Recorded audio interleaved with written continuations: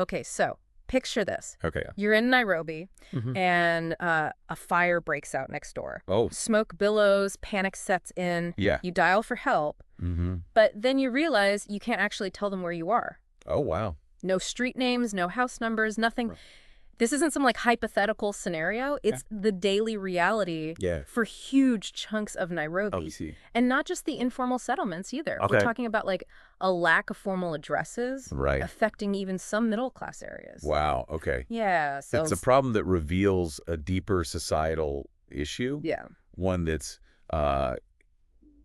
so ingrained, we barely notice it in our day-to-day lives. Mm, The simple truth is, yeah. a formal address is more than just a convenience. Right. It's a fundamental part of being recognized and protected Yeah. by the systems that are supposed to serve us. I never thought about it that way. Yeah. We take for granted how vital an address is when we call 911. But in Nairobi, this lack of addresses Right. throws a wrench into emergency response, Yeah. sometimes with devastating consequences. The sources we have here reveal a pretty stark reality. Okay. Response times in areas without formal addresses are often doubled. Wow.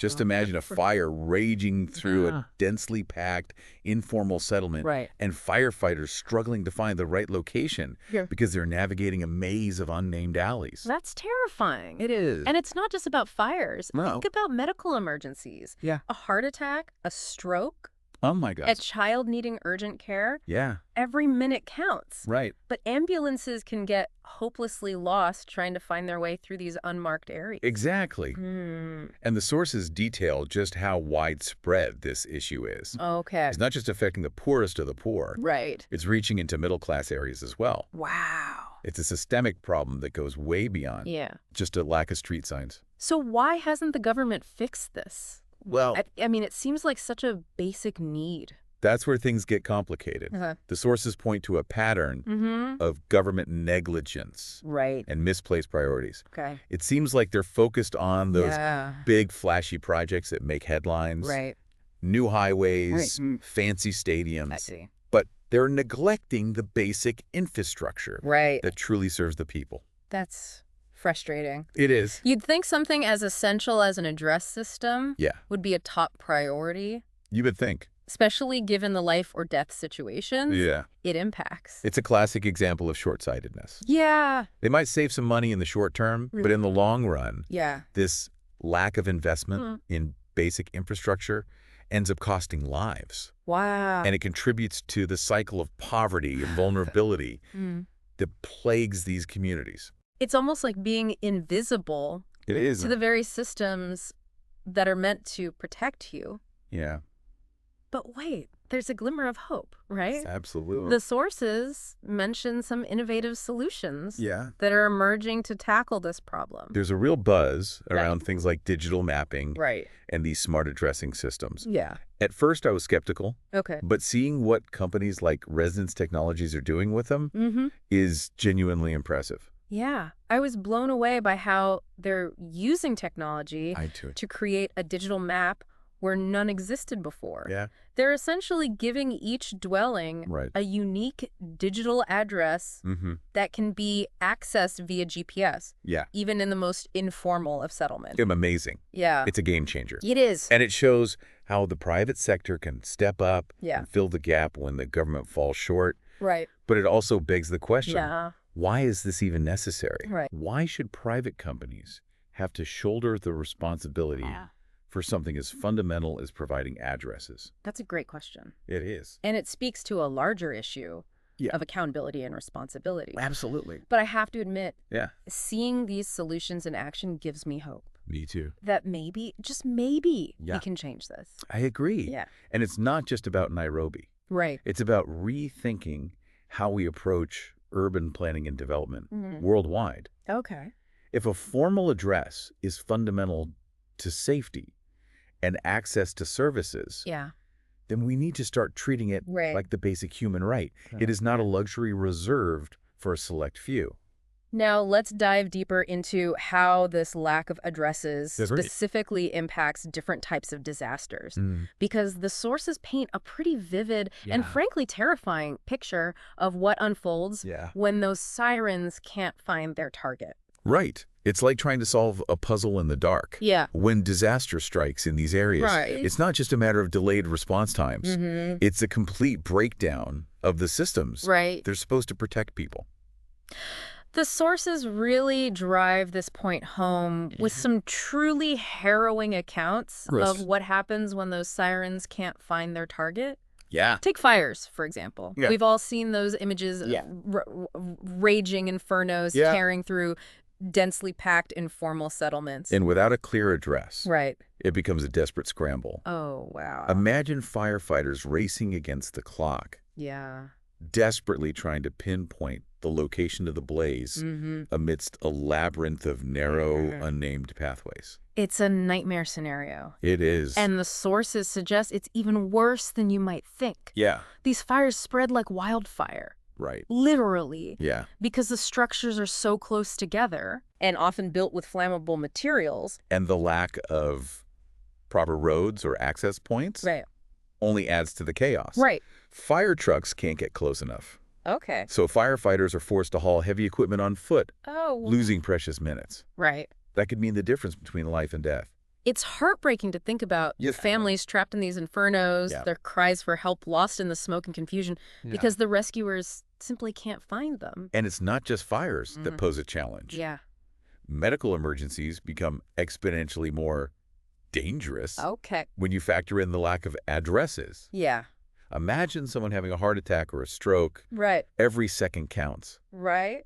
But those precious seconds are wasted Yeah. trying to explain landmarks Right. and navigate unmarked alleys. It's a recipe for tragedy. It is. I remember reading about a case where an Yes. ambulance driver spent nearly an hour trying to locate a pregnant woman who was experiencing complications. Right. By the time they arrived, it was too late. It's a stark reminder of the human cost Yeah. of this systemic failure. Wow.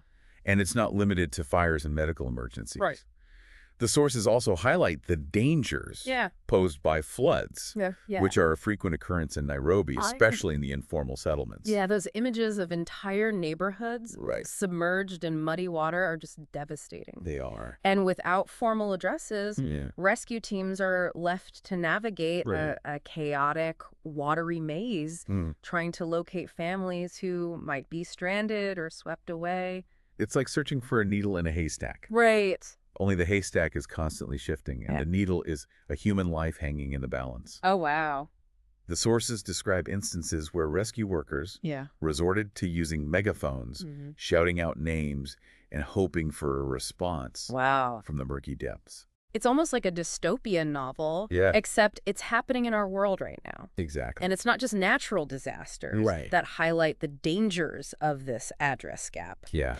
The sources also delve into the challenges Okay. posed by building collapses, which are sadly not uncommon in these densely populated areas. Without precise addresses, Yeah. pinpointing the location of victims becomes nearly impossible. Right. It's a race against time Okay. as rescuers try to dig through rubble, Yeah. hoping to find survivors. Right.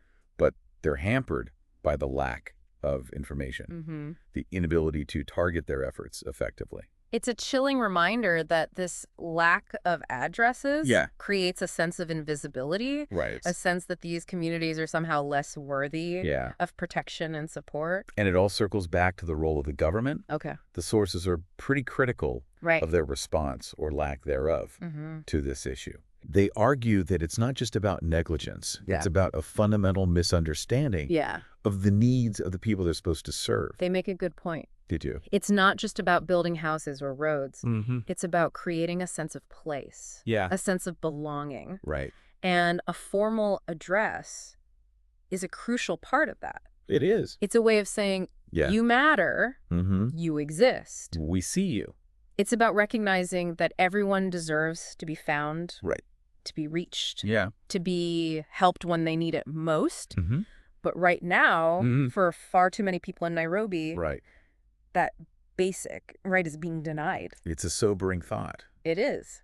But amidst all this despair, Yeah. The sources also offer some glimmers of hope, right? Right. They talk about how technology is being used Mhm. to create innovative solutions to this problem. These digital addressing systems Right. have the potential to revolutionize Yeah. how we think about addresses. Especially in informal settlements Right. where traditional methods simply don't work. Okay. It's a fascinating blend of technology and social impact. Okay, so let's dive into these digital solutions. Okay. I have to admit, when I first read about them, Yeah. I was skeptical. Thought, how can you map a place that's constantly changing and evolving? Yeah. But then I saw what Residence Technology is doing, and it blew me away. They've developed this incredible system Yeah. that uses GPS coordinates and satellite imagery Okay. to map out these areas, Mhm. even the most densely packed ones. Right. Then they assign a unique digital address to each dwelling, Okay. kind of like a virtual street number. So even if there's no official street name or house number, Right. emergency services can still pinpoint the exact location using GPS. Exactly. It's like giving everyone an address. It is. Even in places where traditional addresses just don't exist. Right. And what's really exciting is that these digital addresses aren't just for emergencies. Right. They can be used for all sorts of things. Absolutely. From delivering mail and packages to providing access to social services Right. and even opening bank accounts. Exactly. It's about empowering people, giving them a place in the system. That's powerful.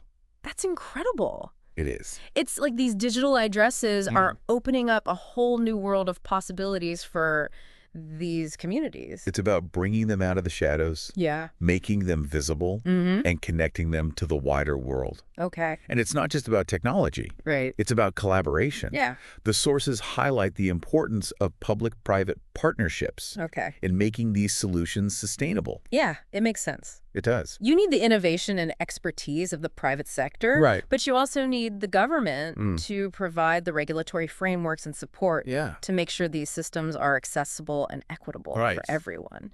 Absolutely. Yeah. It's about working together Right. to create a system that truly serves the needs of the people, not just the interests of a few. Right.